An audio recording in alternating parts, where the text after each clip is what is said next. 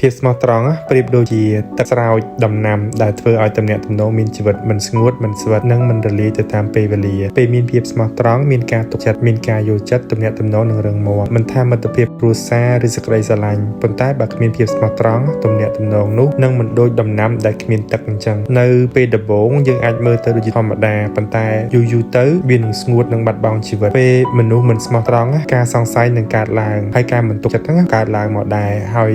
ចិត្តនឹងចាប់ផ្ដើមឈឺចាប់ភាពស្មោះត្រង់មិនមែនមានន័យថាល្អឥតខ្ចោះប៉ុន្តែមានន័យថានិយាយពិតធ្វើអ្វីដោយសុចរិតនិងមិនលាក់បាំងអ្វីដែលសំខាន់ពេលដែលយើងស្មោះត្រង់យើងកំពុងតែបង្កើតបរិយាកាសដែលមានសុវត្ថិភាពសម្រាប់អ្នកដទៃឬអ្នកដែលនៅក្បែរខ្លួនយើងពួកគេអាចជឿយើងអាចទុកចិត្តយើងហើយអាចនៅជាមួយយើងដោយសុខចិត្តត្រូវចាំថាការបាត់បង់ភាពស្មោះត្រង់អាចកើតឡើងនៅក្នុងពេលមួយតែប៉ុណ្ណោះប៉ុន្តែការសាងវាវិញអាចចំណាយពេលយូរណាស់ដូច្នេះហើយសូមរក្សាវាដូចដែលយើងកំពុងតែស្រោចទឹកដំណាំជារៀងរាល់ថ្ងៃអញ្ចឹងទោះបីជាតិចក៏ដោយត្រូវតែបន្តពេលដែលយើងថែរក្សាទំនាក់ទំនងដោយភាពស្មោះត្រង់វានឹងលូតលាស់និងផ្ដល់ផ្លែផ្កាដ៏មានតម្លៃហើយនៅចុងក្រោយនេះសូមចាំថាភាពស្មោះត្រង់មិនមែនគ្រាន់តែជាគុណធម៌មួយទេវាជាមូលដ្ឋាននៃទំនាក់ទំនងទាំងអស់ដូចជាទឹកដែលដំណាំត្រូវការទំនាក់ទំនងក៏ត្រូវការភាពស្មោះត្រង់ដែរហើយថែរក្សាវាអនុវត្តវាហើយកុំបោះបង់ព្រោះនៅពេលមានភាពស្មោះត្រង់ទំនាក់ទំនងនឹងរស់ហើយនឹងមានសេចក្តីសុខ